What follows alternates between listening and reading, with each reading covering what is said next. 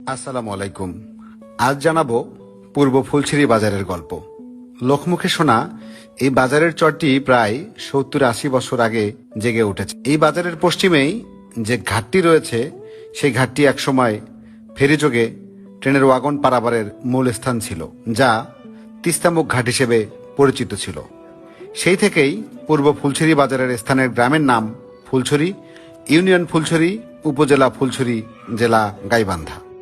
এই বাজারের চরাঞ্চলে যোগাযোগ হচ্ছে প্রধান সমস্যা। মালামাল পারাপারের একমাত্র মাধ্যম হচ্ছে ঘোড়ার গাড়ি। চরে জমিগুলো এক একটি খনি, উর্বর দৃশ্যমান সম্পদ। পূর্ব ফুলছড়ি বাজারের জুই মেডিকেল, সাদিকি ট্রেডার্স, মোল্লা মেডিকেল স্টোর সহ অনেক প্রসিদ্ধ ব্যবসায়ীরা মানুষের প্রয়োজনের চাহিদা মিটিয়ে এক প্রকার সেবাই করছে। তবে এই বাজার জাঁকজমক করার জন্য মালিক পক্ষের সচেতন হওয়া আরও জরুরি।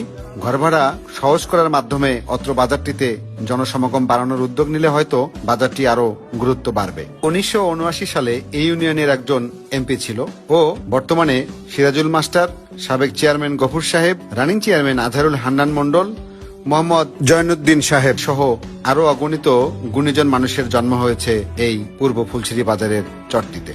আজ এ পর্যন্তই। আমার ভিডিওগুলো শেয়ার ও আমাকে ফলো দেওয়ার মাধ্যমে সাথে থাকুন।